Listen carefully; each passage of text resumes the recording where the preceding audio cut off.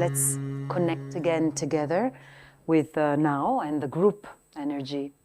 So place your feet on the floor, or if you're sitting cross-legged, stay cross-legged, obviously. And so the feet, you can, wiggle your toes, even if they are in the shoes, you can wiggle your toes. And truly bring your awareness to the feet, and then start to have a sensation of the shoes, if you're wearing shoes, or the socks, or the bare skin on the carpet or the sheet. And begin to observe the very interconnected relationship that awareness and deep breathing have together. And they share this quality of calm. So can you sustain the focus on your feet without getting distracted? And begin to allow the focus to come up to the ankles. And then up the shins and the calves, the knees, the thighs, and the lower area of the leg where the glutei meet the chair. The sensation of gravity. So after eating, and also because of being together for a few hours, you may feel this heavy sensation, which is just normal. It's the relationship you have with gravity. And when we have more weight after eating or drinking some tea, we will feel the gravity more. So see if you can look at it more than as a feeling of perhaps a little sluggishness or feeling a little tired or sleepy. Think of it as a force. It's a gravitational pull that the earth has. So become aware of this pull. And see if you can find in yourself this quality of ascension, where willingly you put your mind into rising the energy without stiffening the body to sit up. So just observe the behavior at this moment of the muscles of the abdomen and the lumbar area of the spine and the musculature there, and traveling up to the middle back, and in the front traveling up to the sides of the torso and the chest. And see if you can adjust your posture where maybe the shoulders are more soft, so you could roll them back or forward, or simply allow them to come up and down a bit.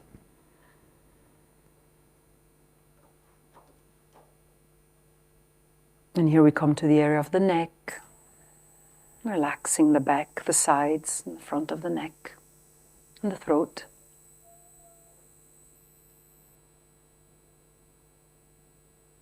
Traveling up to the large, intense muscles of the mandibule, relaxing the lips, the tongue, the cheeks, the nostrils. Relax your ears. Relax all of the small muscles of the eyes. And even if your eyes are closed, your eyelids are closed, you may still be moving the eyes or keeping the muscles tense. So imagine that the eyes are sitting back in the eye sockets. Just relax the eyes. Begin a process of withdrawing the senses a little bit. Relax your brows, the forehead, and then traveling down the hairline to the back of the skull, relax as best as you can all of the tissues and all of the other parts that cover the skull. And coming to the front of the skull, the area of the prefrontal cortex, see if you can relax your brain inside.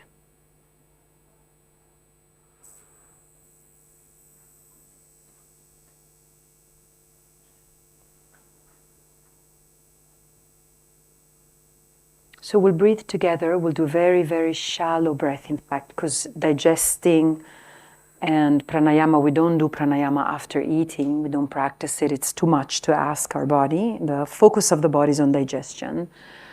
But just to breathe together a few times. So we'll do a simple count of 4 by 4, inhaling and exhaling through the nostrils. And remembering when we inhale, we allow the energy of the universe to come into ourselves and manifest through us. And as we exhale, we offer of ourselves back to the universe. So exhale to prepare. Breathe out. Breathe in 1, 2, 3, 4. Breathe out 1, 2, 3, 4. Breathe in. Breathe out. Breathe in. Breathe out. Breathe in. Breathe out. Breathe in. Breathe out. And one more. Breathe in. Breathe out. Very good. Bring your hands together. Rub, rub, rub, rub, rub them. Create heat. And then place them over the eyes. Absorb the heat of the hands and open your eyes and blink a few times. Good. And then from here, take a deep breath and stand. We'll just stand for a little bit. The rest of the session will mostly be sitting. So we're going to do some tapping to wake up. To wake up. And also to stimulate all of our bodies. So the tapping varies depending on the area of the body that we tap. So on the skull, which is strong, we can use the tip of your fingers and just okay. So feel the capacity that the tapping has. You can move around. Always breathe, keep breathing, remain conscious of the breathing. So you can make circles around the skull, come all the way to the back here, down the neck a bit, and back up. So this is more of a little bit of an improvised way. So there isn't a particular way to tap. It's just tapping where your body tells you it wants to receive the stimulus. Good. Then slowly and more gently come to the temples. Now if you're holding tension, so if you have migraines and headaches and things like that, be a little bit more gentle. Nevertheless, if you have migraines, by the way, a wonderful way to help with that is spearmint essential oil. You can use some spearmint essential oil and inhale it and then tap on the temples. And that has helped me quite a lot. So from here, the temples, we come to the front. And again, here you can go back and forth from the temples to the front, or you can go up and down. Use your own intelligence to know where is good for you. Which, yes, should be there. Wonderful. Now we're going to stimulate the ears, so create a V. And you're going to place the V right where the ears here are. And then this is also going to help massage the cheeks. So sorry for those of you who have makeup on. So relax your lips. Relax your lips. It should really be like, yes. Good. So you're going up and down and relaxing your lips. Very nice. And then for those of you who care for their cheeks, and just pull them up. Natural lifting. Inhale and come up. Again, inhale. And one more. Okay, and then in the front, gently up. Again. And one more. And then in the back, up. Again. And one more. And catch. And release. I don't even want to know what's happening to my hair right now. That was good. Good, good. So in the ears, you can pull the ears. There's nerve endings, very important nerve endings in the ears. So just pull them. It will all make sense at the end, why we're doing all of these different things. Of course, they feel good, but also there's more. Now, you're going to use the fingers, the tip of the fingers here. See? Can you see? And you're just going to move it. Yeah. So you're stimulating the area where the bone... You can feel it here, right? Don't overdo it. If it's clicking or if it's painful, stay within limits of what's comfortable. You don't have to. But if you open your mouth now, you will feel the space. And in there, you want to apply some acupressure. And then release. Again, inhale. Last one. Now here, open and close. Good. Then sides again. Yeah, good. And then here.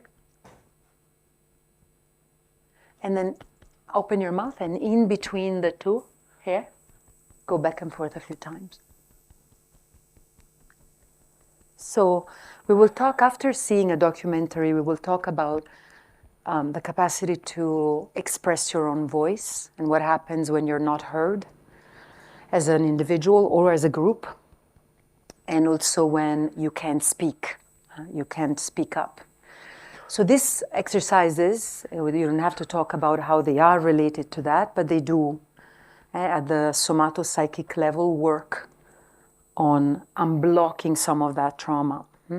So then we're coming forward towards the sinus. Okay, and then let go. Good, good. Now the tapping is going to continue. So the right hand is over the left shoulder. And here you can use your full hand. Make sure you're breathing. I'm sorry for the mic. It's going to be all the way down. Clap for yourself. Good. And then up. And then front. You give it. I have the mic. I can't really do it, but just go for it. Yeah. And now with a nice sound, inhale. Ah, good. And now the next one with the tongue out. Inhale.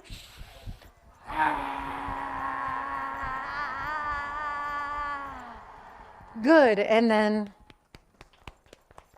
woo. Clap for yourself. And then come up. Good. And then come down on the tummy a little gentler. Clockwise directions to facilitate digestion. And then we're going to move to the back also in clockwise direction. Then sides. Clap on your butt. Down the thighs in the back. All the way down the back of the feet, on the feet themselves. Correct. And then coming up the shins. And then gently coming back up. And then outside, on the outside coming down. And on the inside coming up. Good. And then inhale, right leg. Inhale, left leg.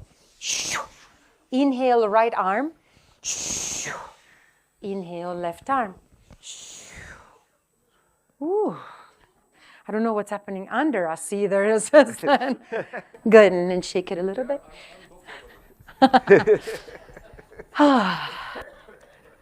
Good, perfect. So, what I would like to do now is to show a documentary. And the documentary, so we can turn off the lights, of course, in the room. So the documentary is documenting the work that I did in Chicago. But the reason why we brought it up here is that This is the result of how I was able to bring practices from the parampara of Swami Gitananda and Dr. Ananda and bring them to a secular setting of a jail. And in this particular project, I worked with women, which we called inside students, not incarcerated women. It's just inside students because it was a project that I developed with the theater school at DePaul University in Chicago. So we were able to bring storytelling in the jail.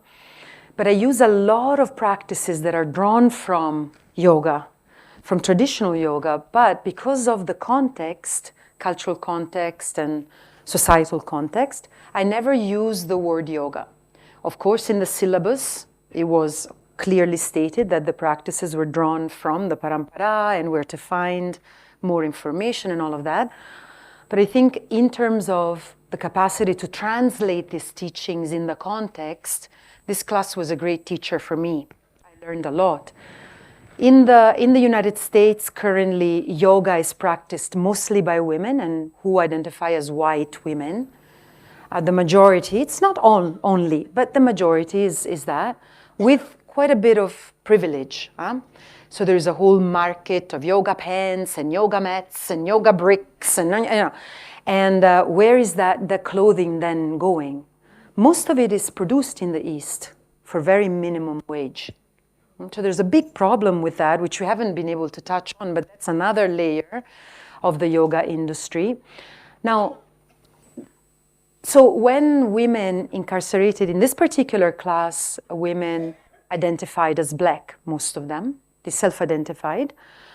And so when they hear the word yoga, immediately they close off because it's not something that they have access to.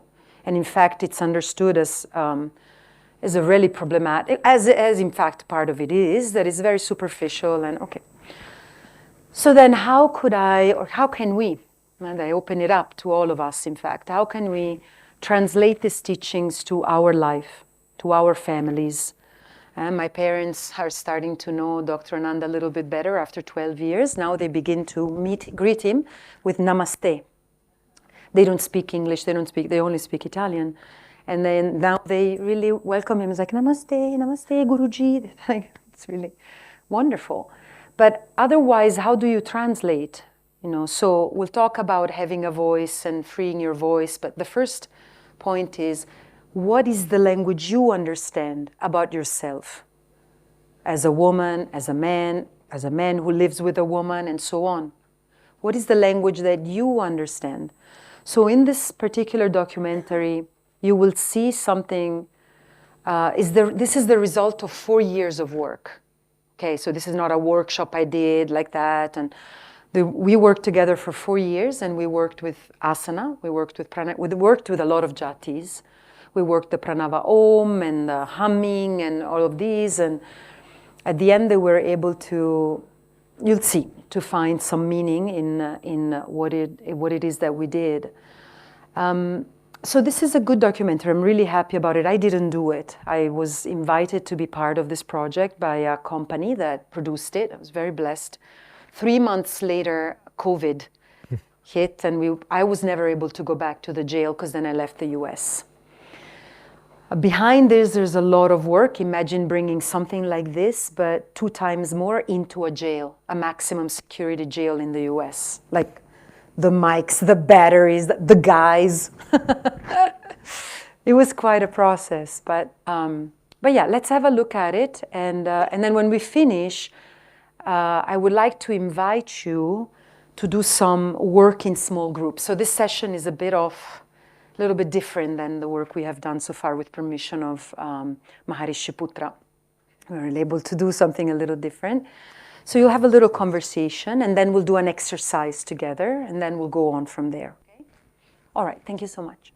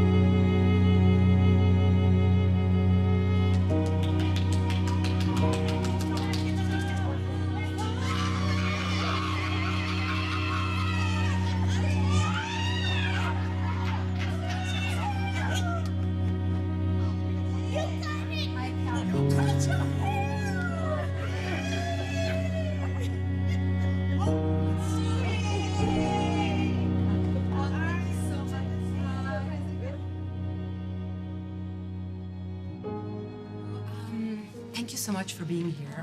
It's an honor. An honor. Honor. I don't know, we talk about you just about every day. Yes. We just love you. Yes. One of the practices that we're going to share today is about what did we like to do as girls when we were playing.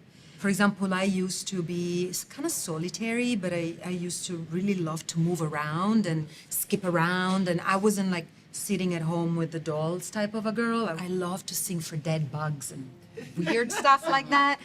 And now it's exactly what I like to do. I like this idea of moving around and meeting people, and that's one thing I would like to ask us to share. I do remember that me and my sisters, we used to always clear the whole front room, move the couches all up against the wall, and we would do this performance to any song they would do. But they always chose me to sing. It's always me.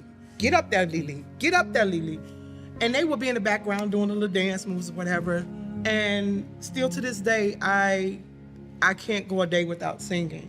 I remember making mud pies, like not just mud pies, but like whole dinners. And I think that's because we were so not poor, P-O-O-R. We couldn't afford the O and the R. We was poor, I'm telling you now. I would be in the company of who I chose. It could be like you said, a king or queens or something like that, or like my favorite, like animal or something, because I'm an animal person. Like Miss Lily said, a Queen Motivational, we too performed for our Care Bears, our Barbies, and would set them up on the bed, and my sister would be like, ladies and gentlemen, introducing Sarah, and I'd come out and be like, yeah. And we'd make up songs as we go along. It was a lot of fun, and we'd put our best clothes on to perform, flick the lights on and off for the spotlight, all type of stuff. But I'll say about 9 or 10 years old, I found myself liking to teach. And so I would gather all the neighborhood kids, and I would be the teacher. I would make little worksheets, and we would go on field trips, and I had like them make their parents sign permission slips. Like, it was so much fun. So how do we honor our stories enough to quiet those voices inside of us that are like, that doesn't matter. Your voice doesn't matter. Or like, that's not important. Or like, what, you really think you're gonna do this? Who you think you are? Those voices need to really, really be quieted. We want to use the breathing and the listening to relax inside, not outside the way we look, but inside. How does it feel to breathe and overcome that sense of anxiety that sometimes when we calm down and we connect with creativity and vulnerability, we start to panic a little. There's so much in there, right?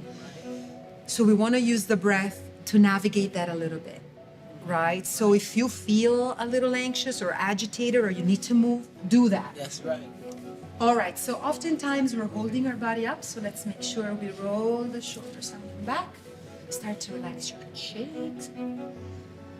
Take a deep breath in, yawn. That's another thing that girls are told not to do, which is to open our mouth and be wild, so let's just do that.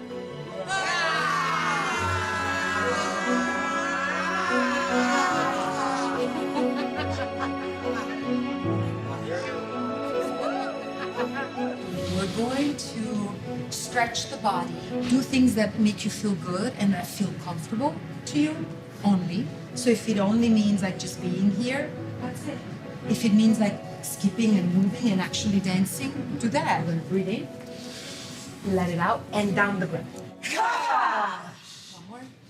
All the way up above the head. The last one, breathing in.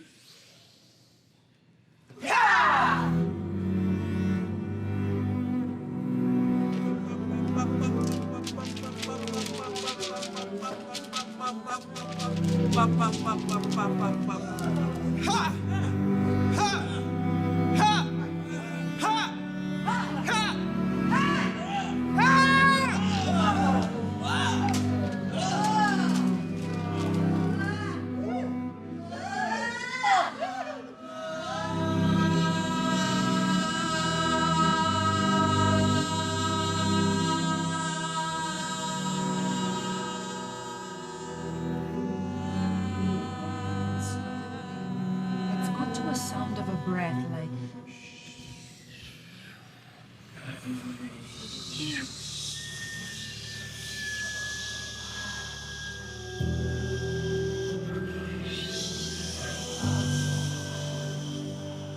So in this next part of the class, we are going to start composing your own monologue, which will become then, your piece. The prompt, you can write it. I am your voice, and this is what I want you to know. Ready? Breathe in and go.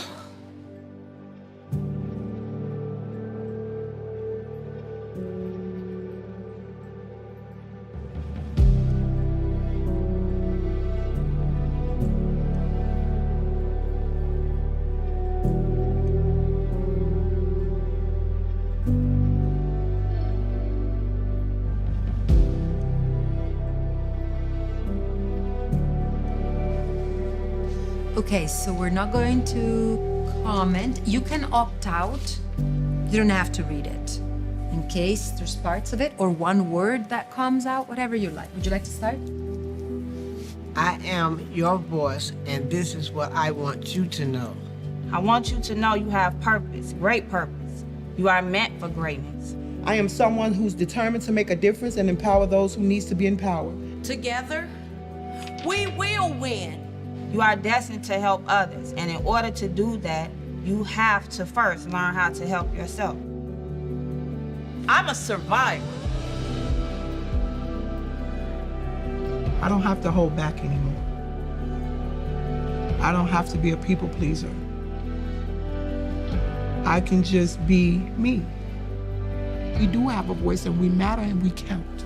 And with my voice, no one or anything will hold us back.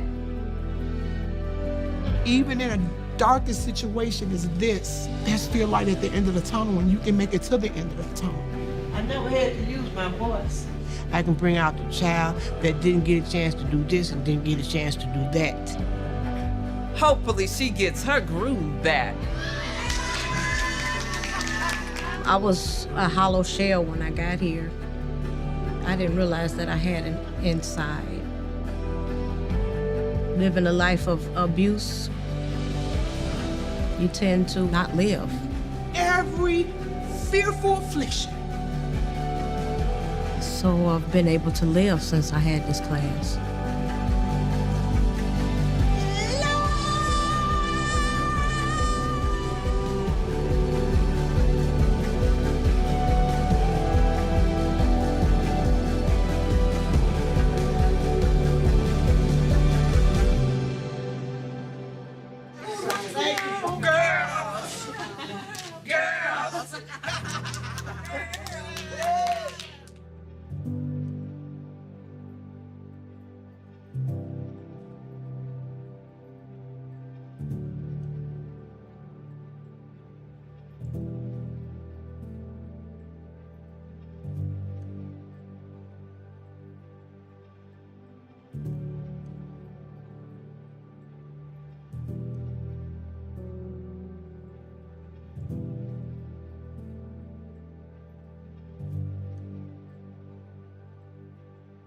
So the way that I would like to take this forward is for you to have a moment to reflect.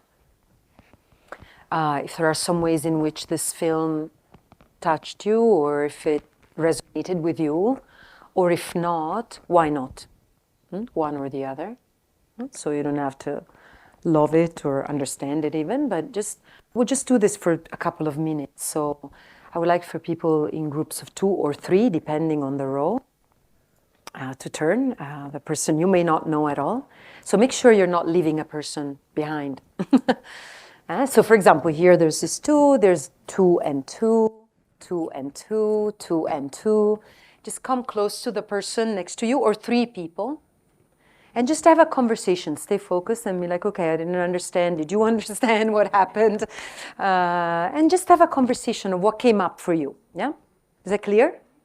Yeah, okay, we'll take 2 minutes. At the end, we will share just a quick routine that we can all do. And of course, it benefits women particularly, but we can all do it, okay? So there's going to be some crawling around, and then the Ashwini Mudra for the pelvic floor, and some Mayuri Mudra for the health of the thyroid, but it's good for everybody. Okay?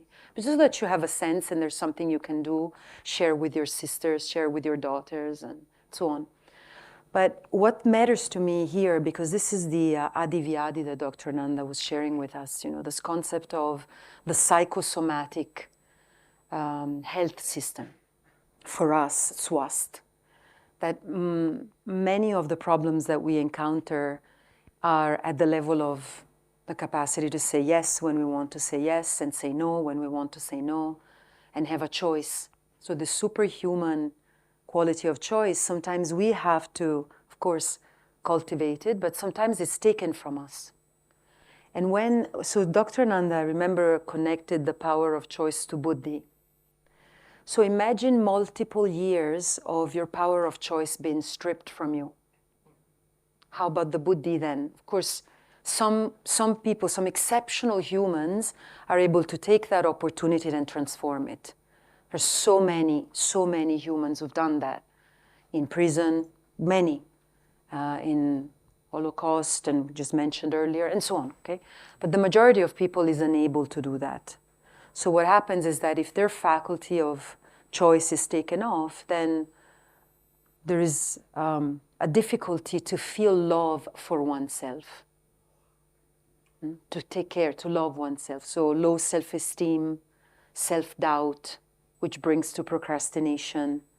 Then metabolism gets out of whack. So all of the antarayas that are in the Yoga Sutras, the 9 antarayas, all of those begin lazy. It looks like laziness, overweight. And then people feel guilty about it. All of a sudden they're just overweight, they feel shameful, but they can't express it, they can look for help, and so on. So many of these women have had horrific lives. That's not an excuse to commit some of the things that, of course, people do, no. At the same time, what I've learned, which really, we had conversations with Sir about this a lot, is like, it's very hard to judge. I don't know how the Abhinivesha Klesha, the survival mechanism, would work in me if I were in their same position. I really don't know. I can say ideally, oh no, I would never hurt, I would never kill, I would never, no. But then look, if somebody snaps a little piece of bread from me at the buffet, like immediately I'm like, for a piece of bread, and I'm obviously well fed. So, to bring a little bit of a lightness to it. But honestly, really, so the 4 years were a big training for me in yoga, even though there was nothing about yoga in there. It's like, truly, what is this Abhinivesha Klesha? When you have to protect your life and the life of your children, what would you do? Okay, so in the same way then, when we talk about health in general, about women's health, and, you can also think of women's health or the vulnerability of being a woman. The vulnerability of a person who is able to give life. Then whether we choose to do it or not, it's a different story, but we have the memory of it. We come from it. So that space of vulnerability, the space of preserving life of the human species on the planet, that's the job we have. So whether we do it through our foundations, our associations, our actual children, our books, we hold that. And in men, there is that feminine capacity too. And men also suffer because that vulnerability and that fragility, the emotionalism cannot be expressed. So it's stigmatized in women and repressed in men. And so we all suffer. Okay, so one of the aspects that I like to start with, of course, is always this aspect of connecting back to a happy memory that you had as a child. And it has happened to me that people do not have in their memory bank a happy memory of their childhood. And they're just like, I do the exercise and they're like, I don't have any happy memory. I was like, see, really? Really? Okay, so then when you realize that's awareness of unawareness, right? It's like, wow, I don't have a happy memory. Of course I have certain psychosomatic ailments. So, and then you begin to recreate a story. We talked about storytelling and coaching. So then what happens after that is the memory, so we do the work. Work is very important to do the work at the physical level and also start to look into happy memories, not traumatized memories. First of all, I'm not a psychiatrist, I'm not a psychologist, so I wouldn't be able to actually do the work. But also it's a choice. I never ask the women what their problem was, why were they inside. Never. Even though this is a storytelling class, we never talked about their stories. I would never play that card. It's very easy. Let's reenact what happened and changed it. No, let's not even. Let's think about something fun and empowering instead, So for women, and again, okay, I'm going to start using women from now on, but you now understand it's for everyone. So it's more about freeing the imagination, giving voice to your imagination. If you haven't been able to fly, if you haven't been able to dream, if you haven't been able to fulfill your desires, if you haven't been able to do that travel that you really wanted to do, if you haven't been able, then you have locked it somewhere in your body. It's just not simply gone away. It's stored in your body as a feeling of unsatisfaction. It's an acid feeling. It's acidity in the body. Unfulfilled desires, dreams, aspirations create acidity in the body. And so slowly you become bitter, acid. And so let's say that we have in our own story, we have something we haven't fulfilled, and now we think it's too late. What to do about it? We wanted to study and we couldn't. We wanted to travel and we couldn't. What are some of the alternatives that we have? So always think of an alternative. What is an alternative that we have? So in a sense, the Pratipaksha Bhavanam, we think of the Pratipaksha Bhavanam as something we do with another person. If they're cheerful, we'll be cheerful with them. If they're pious, we'll befriend them. But what about our own self? Can we think of the Pratipaksha Bhavanam towards the self? So when you have a success, celebrate it. When you do something that is naughty, and you take pleasure in doing it, see if you can become indifferent to the pleasure that a naughty action gives you, including gossiping. Gossiping is so satisfying. But it's toxic. It's toxic. So all of these, the type of work, how do you start? And then for opening the voice, for hearing voices, of course, different projects will have different methodologies. If you work in a rural center here, you will use different practices, But bringing a playful approach, allowing the girl in the woman to express herself, because most of the trauma for women, not all of it, but a lot of it comes from when we were girls. Girls behave like this, men behave like that, and so on. And so then we have stored it in there and we haven't really talked about it yet. So when you do games and plays for girls with the women, we will come up with fantastic worlds. And we are warriors, and we are astronauts, and we are doctors, and we are engineers, and we are mathematicians, and inventors. So we also want to learn, something else that we want to learn is to protect our healthy boundaries. This is also something where women have a hard time. Sometimes we are the providers of support, of emotional support, mental health support to many of our family members. The parents, if they're aging, the children that are growing up, the spouse who maybe is the one going out to work. I'm just generalizing, or if we are women in the workplace, there will be other women who need support. In any event, we're constantly, opening our emotional self to supporting others. And so there's something that yoga can teach us about healthy boundaries by understanding the sphere of the pranamaya kosha. So we have this practice of the golden prana. And Amaji used to say, right, Dr. Ananda, that she had a shield, a pranic shield.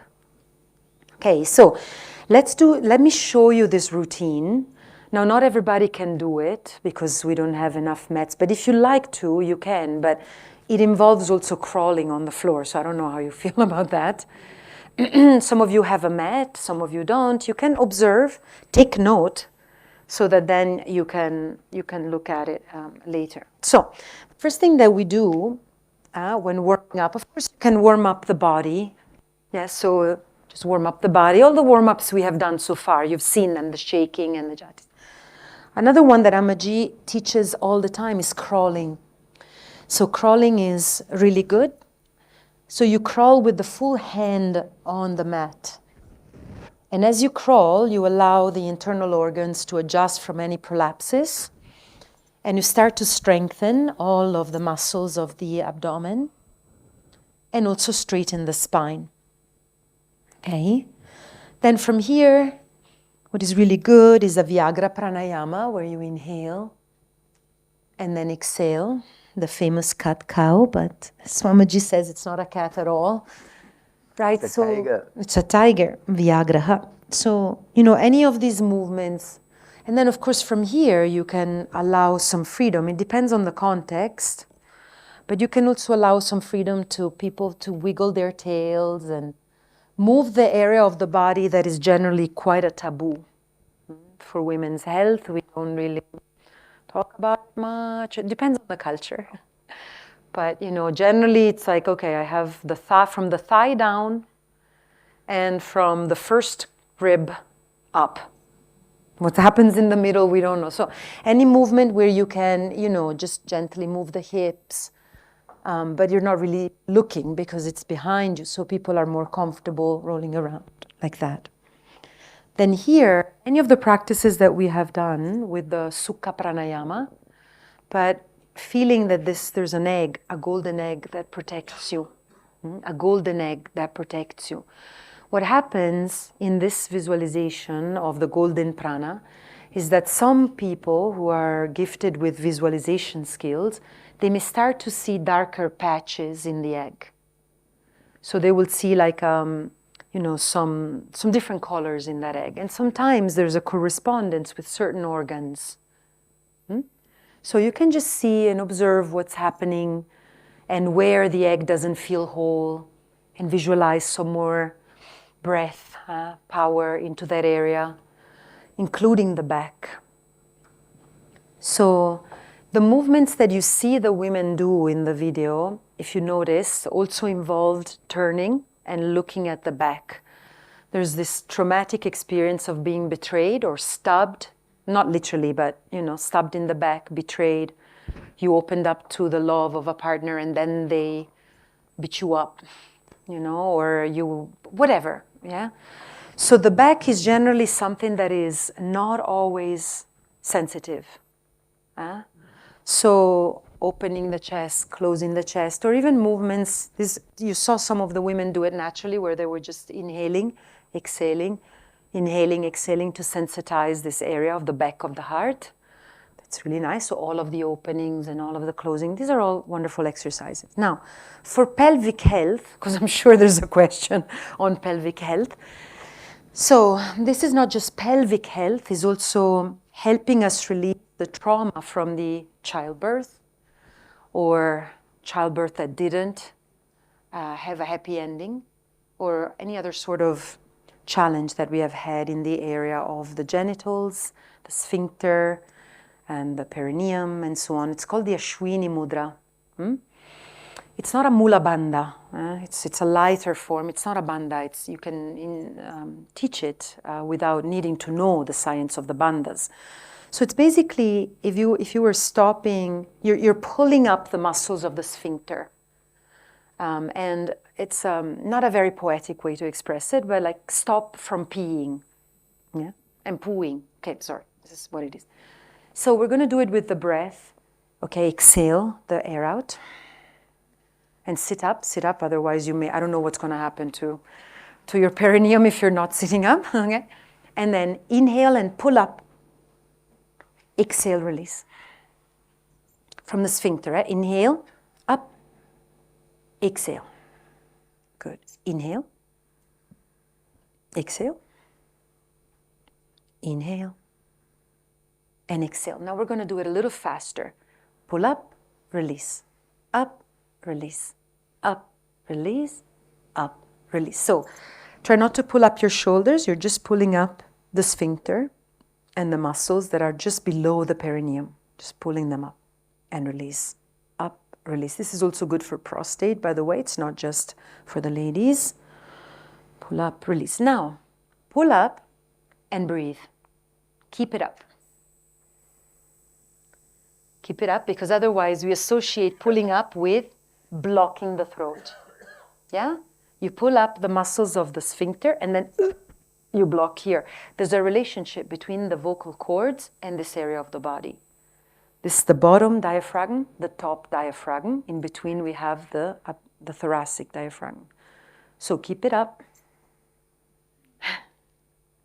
And see if you can breathe. And how long can you hold it up? Relax your lips. I see a lot of my ladies going like, you're not holding here. It's hard. Relax.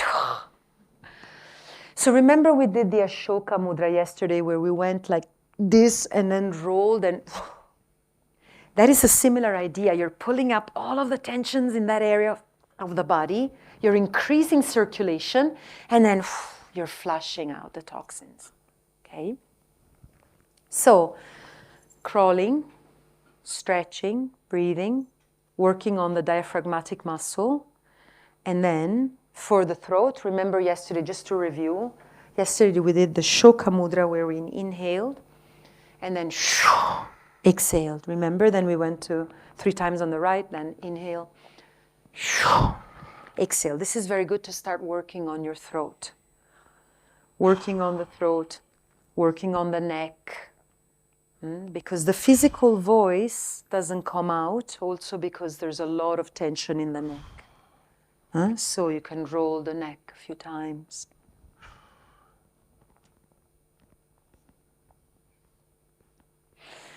And then lastly,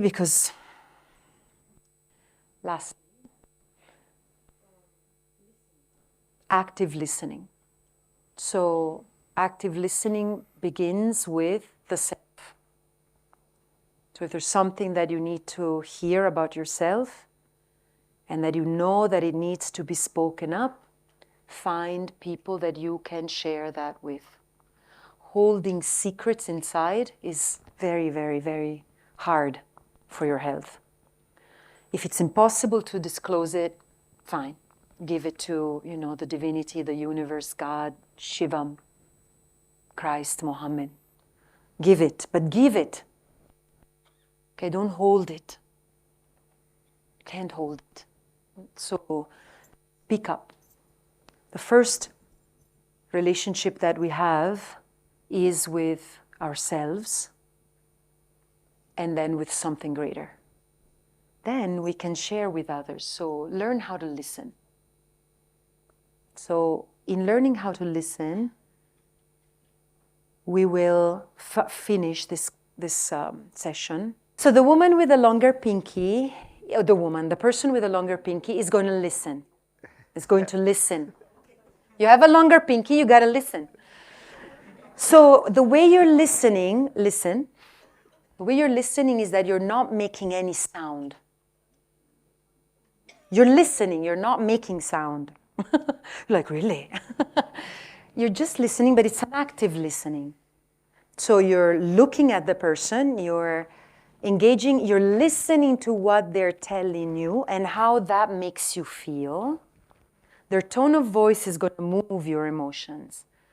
But you're not going to say anything, not even, yeah, or uh-huh, or yeah, or yeah, no, nothing. Shh, listen.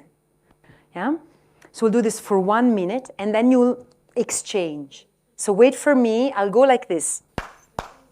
When you hear this, quiet, and then we'll exchange. Okay, ready? Am I making myself clear? Good. So what are you supposed to be sharing? You're lucky because I'm never stopped talking, so I don't have a problem. I was like, yeah, sure, I'll share, whatever. You'll share something about whatever we have discussed that has been informative to you, or that you have a different opinion about, or anything about the film, about women's health, about the practices you saw me do, anything at all. Yeah? About from this session, okay? Ready? Good, good, good. So this is an example of active listening, where you're listening but you're not interrupting. So what most people need is this. And what most women need is this. Now, of course, you're going to say, well, I have a relative in my house, she doesn't stop talking. That's another story. We'll talk about that later. But, that's what we need. And can you do that with yourself, the sakshi? Can you listen to yourself without interrupting yourself with busyness?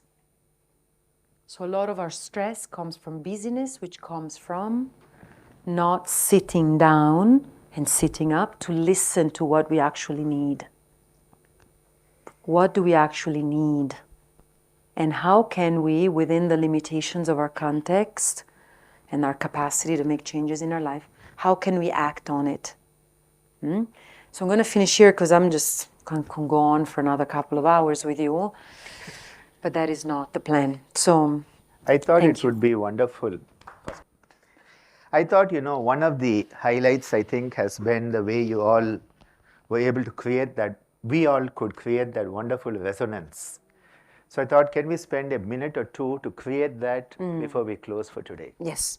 Can we have the tampura, please? See.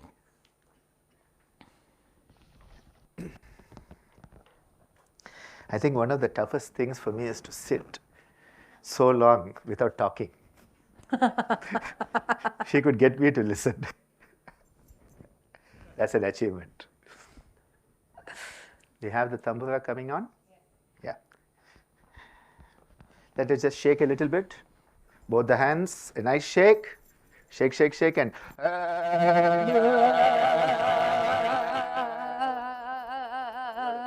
catch hold of all the tension, a deep breath, and throw it out.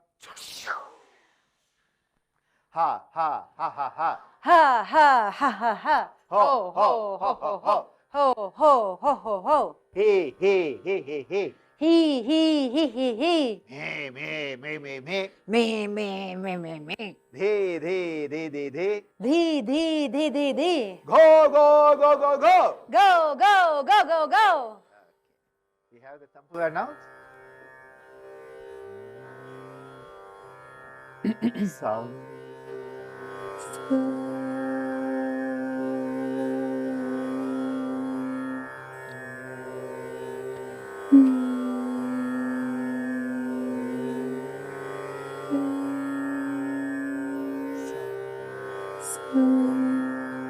All together.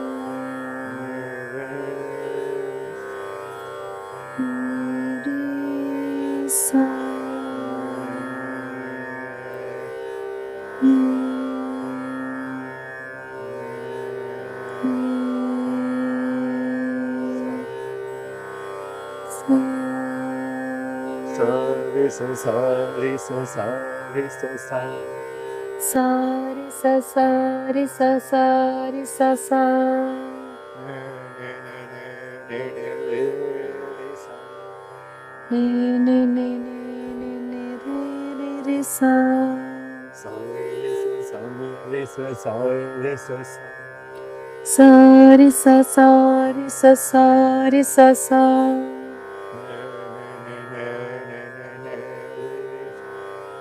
ni ni ni ni ni ni ni re sa ni re sa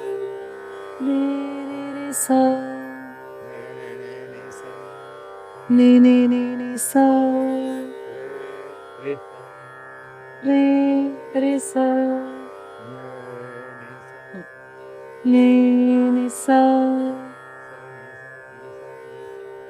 ni sa ni sa re sa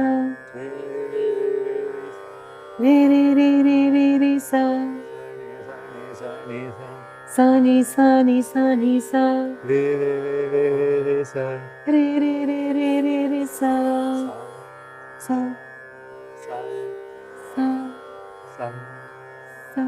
Sari sari sari sari nere nere nere sari sari sari sari nere nere nere sari sari nere nere sari sari nere nere sari sari nere nere sari sari nere sari sari nere sari nere sari nere sari nere sari nere sari nere sa sari nere sari nere sa sari nere sari nere sa sari nere sari nere sa sari nere sari nere sa sari nere sari nere sa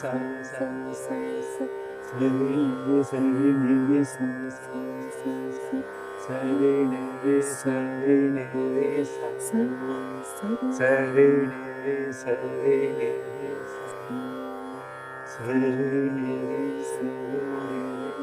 sa.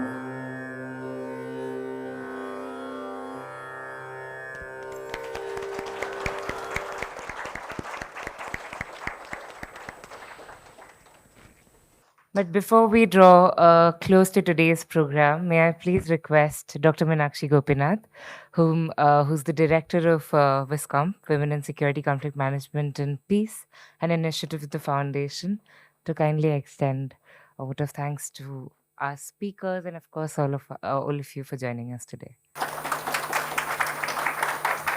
Dr. Ananda and Sangeeta ji, on behalf of all of us present here, each one of us, I want to thank you for having kind of given us a glimpse of the music of the spheres. You ended with some so beautifully. From some, of course, comes samatha, but above all, samnyasa, which you sort of hold us, hold yourself, hold the community in trust. And that, in some senses, is a beautiful note for us because it also ties up with the idea of universal responsibility. You also brought home to us today how important it is for us to recognize the yin and the yang, both the masculine principle and the feminine principle that resides in each one of us. The feminine, the nurturing, the caring, and the all-embracing, the masculine, the courage, the ability to stand firm, the ability to not fear itself. And I think that was a beautiful summing up of how every moment for women in particular is both a negotiation and can be a transformation. Transformation is not just one epiphanic moment in our lives. We all have everyday resistances and everyday mutinies, and we negotiate them and we transform. When we are young, when we transition from girlhood to womanhood, that is a transformation. When we transform from womanhood to sort of adulthood, that's a transformation. And then, of course, the final journey as we prepare for it. How do we prepare for it? How do we embrace that inevitable companion, the beginning of another being, the beginning of a new consciousness, the return of an aspect of consciousness that we only can get a glimpse of at this point of time. So you brought it all home to us in such a palpable, real, experiential, moving, musical, rhythmic, transcendent way. So thank you very much indeed. And I also want to echo, we have been receiving several requests from many people here that they would like to continue this journey with you by their side. Maybe you walk with us, or you lead us, or we lead you, or whatever, whichever way it happens. But that symbiotic relationship of the giving and the taking, which is a constant reminder of the interconnections that Foster said, only connect. Because when you raise a wall, you forget what you're walling in and what you're walling out, as you said. So breaking through those, making those walls porous, building bridges, doing away with walls, but turning them into bridges so that we see the interconnectedness of all sentient beings, both, as you said, the presences that we see, we feel tangibly, and those that exist here in a different form, the energies that came down to us, that walked with us the last 2 days. And I remember your beloved father. I had the great privilege of meeting with him. And also, I don't know what I learned, but I certainly was very, very transformed by that energy. I felt so. But I think the urge that we must have many more conversations with ourselves, which we seldom do, is the eternal Tanpura that resides in each one of us. And how do we bring that into harmony that creates that sum on a regular basis? You have challenged us to do that. So thank you. And as you had said, Sahana Bhavatu, Sahanam Bhunaktu, Sahaviryam Karvavahi, Tejasvinavadhitamastu, Mavid Vishavahi. Om Shanti, Shanti, Shanti.